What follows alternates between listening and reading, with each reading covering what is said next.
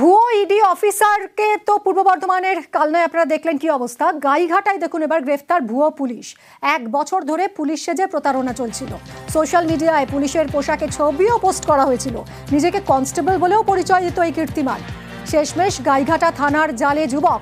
কিভাবে গাইঘাটা থানার পুলিশ ধরলো এই যুবককে জানবো, কথা বলবো অনিরুদ্ধর সঙ্গে। অনিরুদ্ধ,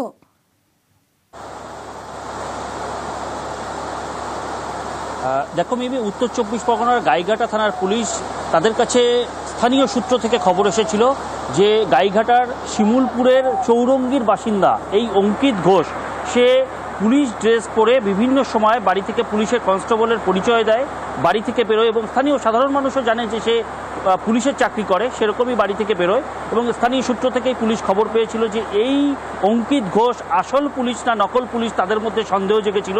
সেই মতোই গাইঘাটা থানার পুলিশ গতকাল অঙ্কিতকে ডেকেছিল। জিজ্ঞাসাবাদ করে পুলিশ জানতে পারে যে অঙ্কিত আদতেই পুলিশের চাকরি করে না, কিন্তু অঙ্কিত কনস্টেবলের পরিচয় দেয়। বিভিন্ন সময়ে রাজ্যের বিভিন্ন ভালো যে সমস্ত অনুষ্ঠান, অর্থাৎ গঙ্গাসাগরের মেলা, মায়াপুর, এ সমস্ত জায়গায় যাওয়ার সময় এই পুলিশের ড্রেস পরে সে সেখানে যায় এবং এলাকায় পুলিশ বলেই সে পরিচয় দিয়ে এসেছিল। তার পরবর্তীতে গতকালই গাইঘাটা থানার পুলিশ তাকে গ্রেপ্তার করে এবং তার বাড়ি থেকে একাধিক পুলিশের ড্রেস উদ্ধার হয়েছে, নেমপ্লেট উদ্ধার হয়েছে এবং ভুয়ো নথিপত্র উদ্ধার হয়েছে।